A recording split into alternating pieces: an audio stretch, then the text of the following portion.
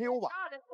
是没有多少地面技。哇！对方这种老将很会抓机会的。结束了！中国真正的少林武僧终于出山了。国际擂台打得日本3冠王毫无还手之力，怀疑人生，更是下手太狠，险些将日本选手脖子勒断，震惊观众。如此强大的实力，简直就是中国不可多得的实力猛将。此人就是来自河南嵩山少林寺的苗立涛。苗立涛自幼习武，就已经开始学习真正传统功夫，就连少林老方丈对苗立涛都青睐有加，表示赞叹。而在一次偶然的机会，苗立涛看到世界格斗赛事的招生海报，于是苗立涛踊跃报名，决定下山暴揍外国选手，力证中国功夫。相比较起来，苗立涛可是要比武僧一龙更为正宗地道的少林武僧。本次苗立涛即将迎战的家伙，实力也是不可小觑。他就是被誉为日本李小龙之称的泽田龙人。因为泽田龙人出生日期与功夫大师李小龙为同一天，所以他的父母便认为泽田龙人是上天派来震惊日本拳坛的龙之子。当然，泽田龙人也没有让日本拳迷失望，短短几年时间就从无名之辈转变为柔术3冠王。今晚对于苗立涛来说是一场至关重要的考验，只要能够击败日本冠军泽田龙人，苗立涛的拳坛地位必定会水涨船高，达到新的层次。好了，废话不多说，让我们看看今晚2位选手表现如何。随着裁判一声令下，比赛正式开始。红黑短裤就是中国选手苗立涛，白色短裤就是日本选手泽田龙人。日本选手泽田龙人身材矮小，但是很强悍，一上来就对苗立涛展开内围压制，强势逼近。而苗立涛则是有意的保持安全距离，试探对方的实力。趁着泽田龙人下前抱摔的同时，苗立涛立刻做出反应，将其甩飞出去，这可让泽田龙人吃了大亏。对方直接往后投，这太帅了！哇，这一下够凶啊！对方呢在尝试做抱单腿摔，苗立涛呢在驯服部位情况下，在龙边做出了弓箭步，这下的防御姿态做得非常好。是。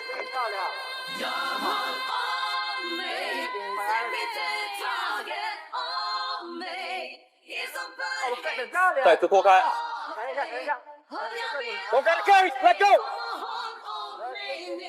看着泽田龙人的打法节奏来看，今晚就是打算通过地面缠斗的方式将苗立涛降服 KO。毕竟苗立涛学习多年散打和传统功夫，其战力技术绝非泽田龙人可以相比的。尽管泽田龙人玩命地保住苗立涛大腿不松手，依旧很难将苗立涛拖入地面。双方选手短时间内陷入僵持阶段，谁也奈何不了谁。脚被抱住的情况之下，很难保持站立的稳定性。苗立涛呢还是很愿意跟对方打站立的。对，今天的这场比赛，在这样的一个纠缠当中呢，对于苗立涛是一个不小的体能上的损失。现在苗立涛呢还趁着体能比较充足的阶段，他必须要和对方来拼拼站立的拳击，不能再被对方带进自己喜欢的节奏。是的。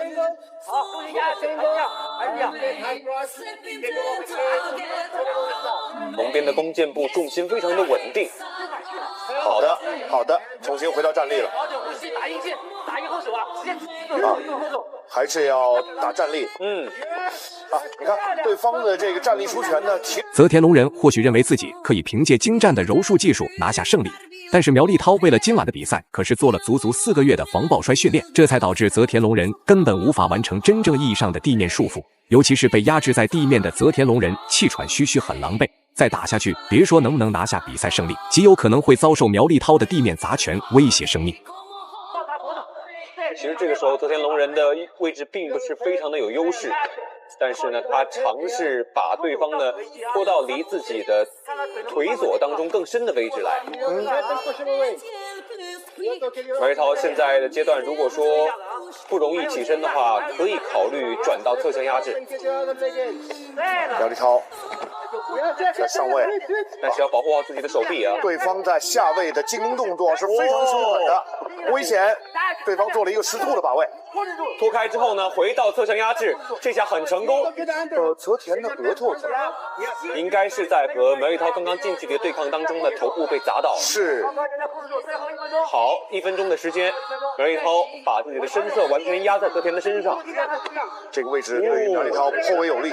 这一下，对于泽田龙人来说，特别渴望拿到一次地面降服动作，只有这样才能彰显日本柔术的强大。然而苗立涛却总能一次又一次的逃脱成功，这也导致泽田龙人失去了以往的比赛自信心。苗立涛奋力挣扎，试图扭转战局。今晚哪怕冒着重伤的风险，也要让泽田龙人品尝一下挨揍的滋味。再次在对手的缠斗当中，很可能被绕进后颈。哦呦，危险！泽田的裸脚起来了，32秒，苗立涛要坚持。苗立涛现在能坚持住吗？对，他扣住了自己的下巴。还好，对方的这个把位呢没有扣死，问题不大。20秒钟的时间，这个回合应该是安全的。苗立涛的反应速度和爆发力真不错。核心力量不错。苗立涛顶住对方的髋关节。泽田龙人在下位想做什么？只是扣住苗立涛的手臂，不让苗立涛做更多的进攻动作。比赛来到第2回合，今晚的比赛对于双方选手来说至关重要，尤其是苗立涛已经上演了多次暴揍外国人的戏码，继续击败一次冠军级选手来证明少林武僧的比赛水准。而泽田龙人不甘心再次施展下潜抱摔，苗立涛也成功抵挡，甚至给予一定的压制。就算如此，泽田龙人依旧要向前推进，无时无刻都想让苗立涛来到紧张刺激的地面缠斗环节。推开泽田的头部，接下来的话被顶到笼边，两个人再次进行着一个尝试进入地面的相持，勾住对手的左腿。泽田龙人似乎把这场比赛的所有重心都放在这一次的抱摔了。如果能够抱摔成功，并且实施裸脚的话，对于泽田龙人来说会是比赛策略的一个成功体现。Yes, you're going lock your hand. Take it down. Yes, yes, control. 又是拦腰抱起。这个位置，苗立涛摆脱了，不错。两个人到底还有多少体能？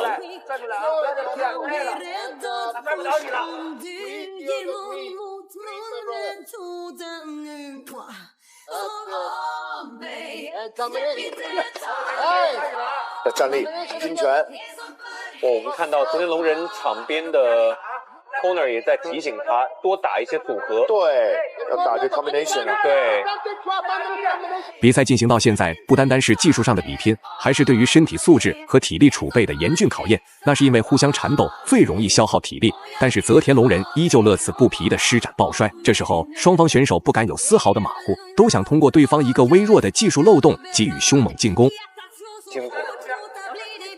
3分钟的时间，苗立涛呢，如果接下来可以缓冲一下自己的体能，看看能不能够输出到对方。漂亮，来了，后手拳，2下后手击中了。带进地面，找机会过腿啊！要过腿之后才有机会打砸击啊！没错，至少先过一边，进入到对手的半防也好。对，场边呢，苗立涛的团队也在提醒他多打肚子，再打头，做一些立体的打击。这场比赛听这个场边 corner 的这个介绍特别清楚啊，还是拿背之后完成自己对他的控制。但是不要让对方的下半身先逃掉。要注意啊，注意这个出拳的位置。对，打一些用这个全心砸击，这个是没问题的，这样往往能砸得比较准。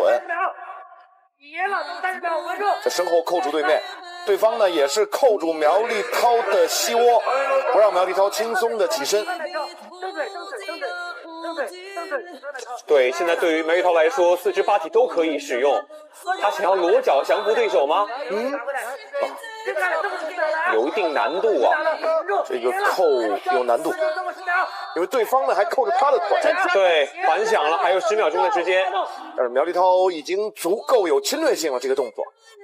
而且对对手形成了一定的控制啊！泽田整个人显得非常的痛苦。最后公布比赛结果，苗立涛实至名归，赢下了比赛最终胜利。大家认为苗立涛本场比赛表现如何呢？欢迎在评论区留言讨论，我们下期再见。